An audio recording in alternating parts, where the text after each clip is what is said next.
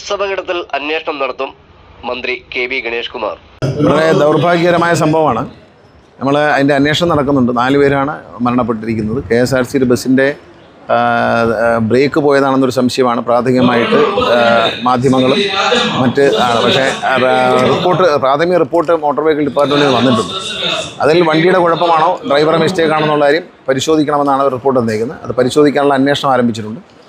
ഈ മരിച്ച കുടുംബങ്ങൾക്ക് ആദ്യഘട്ടമായി ഒരു 5 ലക്ഷം രൂപ KSRTC നൽകും. എല്ലാ ചികിത്സാ ചെലവും അവരുടെ ഹോസ്പിറ്റലുള്ളവരുടെ എല്ലാ ചികിത്സാ ചെലവും വഹിക്കാൻ വേണ്ടി നിർദ്ദേശം കൊടുത്തിട്ടുണ്ട്. ഞാൻ ഇവിടെ അദാലത്ത് നടക്കുന്നതുകൊണ്ടാണ് പോകാൻ പറ്റാത്തത്. ഉച്ച കഴിയുമ്പോൾ ഞാൻ അങ്ങോട്ട് പോകാം. ഈ പറയുന്ന സ്ഥലം നിരന്തരം അപകടം ഉണ്ടാകുന്ന ഒരു സ്ഥലമാണ്.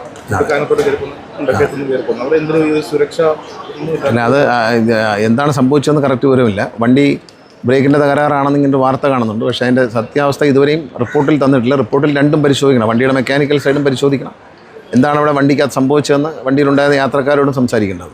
യാത്രക്കാർ പറയുന്നത് ബ്രേക്ക് പോയി ഡ്രൈവർ പറഞ്ഞു ബ്രേക്ക് എന്ന് പറയുന്നുണ്ട്. ആദ്യമായിട്ട് അങ്ങനെയാണ് നമ്മൾ ഈ ബ്രേക്ക് പോയി എന്നുള്ളൊരു കാര്യം വന്നത്. പക്ഷേ ഏതായാലും അത് പരിശോധിക്കും, വേണ്ട നടപടി എടുക്കും. വണ്ടി ബ്രേക്ക് പോകേണ്ട കാര്യം അടുത്ത കാലത്ത് പണിതിറക്കിയ വണ്ടി എന്നാണ് അവർ പറയുന്നത്.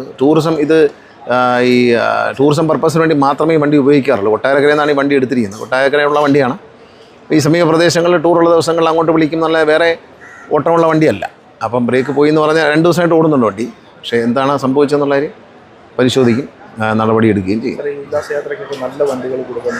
അല്ല, വണ്ടികൾ വേണ്ടേ, പുതിയ വണ്ടികൾ വേണ്ടേ? റൂട്ടിലോടാൻ തന്നെ പുതിയ വണ്ടികളില്ല. കാരണം അത് അപ്പോൾ അങ്ങനെ നമ്മൾ നല്ല വണ്ടികളെ ഉല്ലാസയാത്ര പോകാൻ വേണ്ടിയിട്ട് പരമാവധി പണിതൊക്കെ റെഡിയാക്കിയാണ് കൊടുക്കുന്നത്. നമ്മുടെ ഒരു നിവൃത്തികേടെന്ന് പറയുന്നത് പുതിയ വണ്ടി വാങ്ങാൻ നിവൃത്തിയില്ല എന്നുള്ളതാണ്.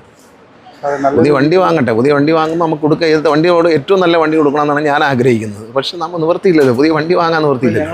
അന്വേഷിക്കാൻ റിപ്പോർട്ട് വന്നിട്ടുണ്ട്. വിശദമായ റിപ്പോർട്ട് വന്നില്ല. പ്രാഥമിക റിപ്പോർട്ടിൽ 2 വശം പരിശോധിക്കണം എന്ന റിപ്പോർട്ട് ചെയ്തിട്ടുണ്ട് മോട്ടോർ വെഹിക്കിൾ ഡിപ്പാർട്ട്മെൻറ്റ്. അതനുസരിച്ച് അന്വേഷണം നടക്കും, എന്താണ് തകരാറെന്നുള്ളത്. പത്തനാപുരത്ത് മാധ്യമപ്രവർത്തകരോട് സംസാരിക്കുകയായിരുന്നു അദ്ദേഹം.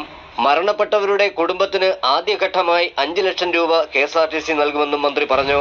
പരിക്കേറ്റവർക്ക് ചികിത്സാ ചെലവ് നൽകുവാനും ധാരണയായതായി മന്ത്രി അറിയിച്ചു. ന്യൂസ് കേരളം 24.